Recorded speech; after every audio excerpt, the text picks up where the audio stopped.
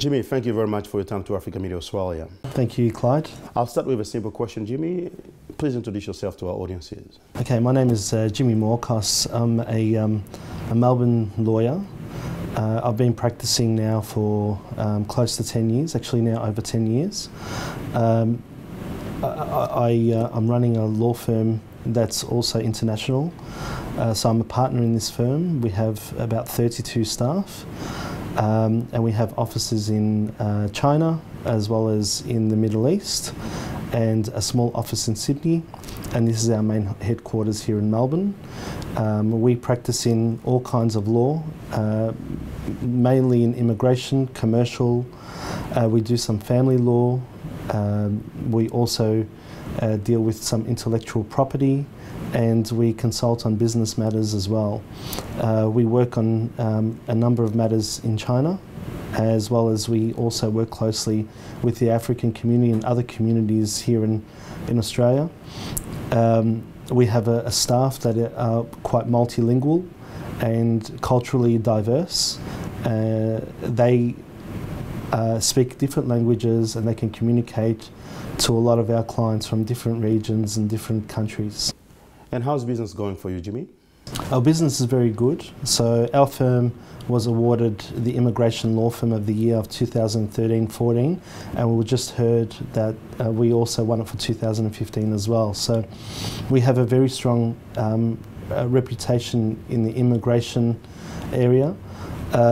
We also have been working closely with some very large multinationals, and we've also got a very strong relationship with the Department of Immigration. We have a contract with them, and we help those that cannot afford legal representation.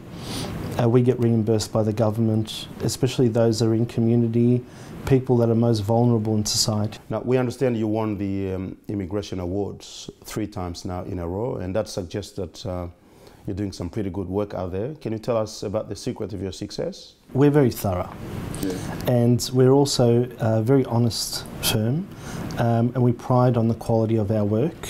Those that come into our office, generally, we give them candid, frank advice. We tell them what it is from the onset. We don't give any false promises, and we're quite methodical in our approach, and we communicate well with our staff, with our client. Jimmy, what do you see as some of the opportunities that may be arising as there is an increase of migration flow between Australia and Africa?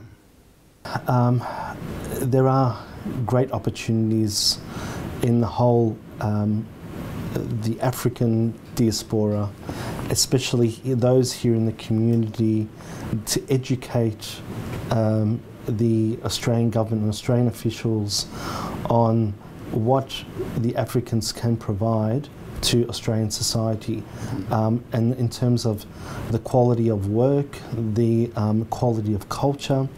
It's something that will be of real great benefit. If there were to be more people from Africa to come to Australia, it will be very nourishing for the Australian community. Does your firm see new business opportunities in that context? You know, Clyde, in the last 12 to 24 months, I have been exposed to a large contingent of African business people and community, both here as well as abroad, overseas, not just from Africa, but Africans that are living in other countries such as the United States, that are living in Europe, and other countries as well, including New Zealand as well. And so I find that it's very unique. They have a lot to offer Australia, especially in terms of trade and know-how, and vice versa. There are a lot of investors here in Australia that are now very interested in investing in Africa. So that's a great thing. It just brings the communities together, and hopefully one day we can have more open channels, more free trade between the two, I guess, areas, continents, just as how we have now in Australia and in China. I actually see no difference. I think Africa have a stronger platform because I think education, the basis of education is good English and having good English skills, and a lot of people now in Africa not like what it was 10 years ago, do speak English, and they can easily adapt into Australian society and Australian business. What do you see as the role of the diaspora in facilitating business and cultural exchanges between Australia and Africa? I think they have a huge role in leadership, in networking, in being able to engage the right people in Africa to connect with the right people here in Australia. And I'm seeing that happening now a lot. I'm speaking to a number of people that are very connected within the African community here in Australia, but also they have a great connection of or network of African business people and companies in Africa, and they're doing work here with, you know, larger communities in Australia with multinationals, etc. So yeah, I think it could definitely work, and definitely work into the mainstream. Jimmy, many Africans perceive Australia as a very difficult country to enter. They say that it's difficult to get a visa to Australia. What do you say about that? It's a great question, Clyde, and I think with myself, I can talk about myself. I'm not sure about others, but myself, and including those that I work within my team here at Sableberg Moorcost Lawyers, we pride on individualism. So the client is an individual. We don't group them. We don't classify them as a part of a type of application or a type or a subclass type or whatever.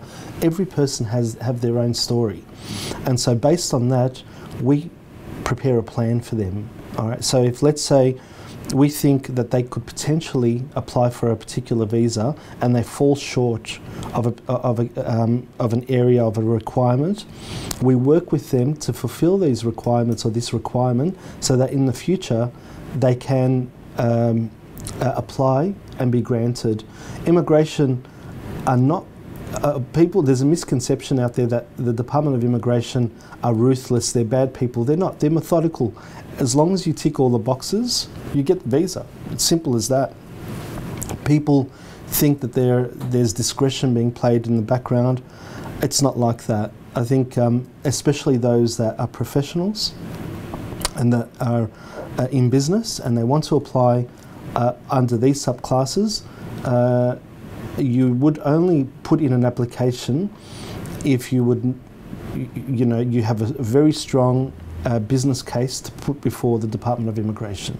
And we understand that apparently the immigration has this gazetted country system whereby some countries are looked at differently from others, and that means that when it comes to visa applications, many African applicants may find it difficult to get visas because their country may be categorized as a group of this or that sort of country. What do you say about that? Well, it's no doubt, it's undoubted that the Department of Immigration is policy driven, and so if a country is currently facing some political turmoil or upheaval or revolution or some controversy, civil unrest, they would, the genuinity of an application will come into play. But not all countries. There are some countries, for example, at the moment, Syria, we know that the majority of people want to leave Syria and go to a different country to live. Hence the reason why there are specific policies for Syria. But as we know, there have been countries throughout Africa over the last, God knows how long, have been in this position, and but it shouldn't. It's not always the be-all and end-all. So those that apply for a business visa, they're not being assessed by the genuinity. They're being assessed by whether they're paying taxes, whether they run a successful business, and whether they can show evidence of that, and whether they have a strong business plan to adapt into Australian society and be sponsored by state government, whether it be New South Wales or Victoria, etc. A worker or an employee would have a different condition, so they would need to fulfil the following: that they speak English, their occupation is in demand. They can show proof that they've got evidence that they've worked in the field, they've got the education background that is accredited here in Australia. If you fulfill these requirements, you should get the visa. Normally the policy-driven type of cases are usually those that apply for asylum, whether it be offshore humanitarian or onshore protection visa. Those that apply for tourist visas, there is the genuinity argument would come into play, because people want to know, or the department would like to know, whether this person or these people have a need for returning back to their country of origin. So it really is on a case-by-case basis, and those that are in that position, we try and solidify their case to show a need for them to return back, especially for a tourist visa, etc. So, yeah. And regarding student visa, how easy is it for Africans wanting to come and do university studies in Australia to obtain their visa? Again, it's methodical. It's not whether the question is not whether it's too hard or too easy. It's whether you fulfill the requirements. And so if they have the financial capacity to pay for their tuition fees, they already have a letter of offer and a certificate of enrolment from the course. But the main thing is that their education is perpetuated by their education back home and their work experience. So, you know, it wouldn't be right for, let's say, an accountant back home to be applying for a hairdresser position here in Australia. Then the genuinity argument will come back into play and say, all right, why is this accountant wanting to be a hairdresser? So it really comes down to the common sense argument. At the same time, I think it's important to show that they've paid the tuition fees for this first semester, and also you need to show that there is a reason for that education, not because I just want to be educated. No, that, you know, in the future that education could lead to strong prospects back home. You know, I have a number of applicants now that are applying in the agriculture and horticulture sector from Africa to Australia. And so they're happy to go to a regional area such as Mildura to study these courses, so that then they can go back home and add value to, you know, the work that they may be doing in the agriculture or the horticulture, which makes a lot of sense. Now, Jimmy, you indicated earlier that you are quite involved in helping businesses between Australia and China, and also you work with many African communities and businesses. So as you sit in the middle of this triangle between Australia, Africa and China, what are some of the opportunities that you see that people can actually take advantage of? Okay, so at the moment I can see a lot of Australia, the key target here is the Australian community, and the Australian community have now a thirst to look outwards. You know, traditionally the Australian community have been very conservative in their investments, and they haven't been aggressive. A lot of them would only invest locally. You know, the maximum they would go from Victoria is to Queensland to invest. But now the Australian investor are looking outwards. They're looking at opportunities in China. They're also looking at opportunities in other countries. Africa now, I think, is a sleeping giant in this field. The reason being is that I have recently spoken to a number of individuals, and they are looking to approach or work in the mining field through Africa, and there's potential there, and I think there's synergies. There are strong synergies, and things can work.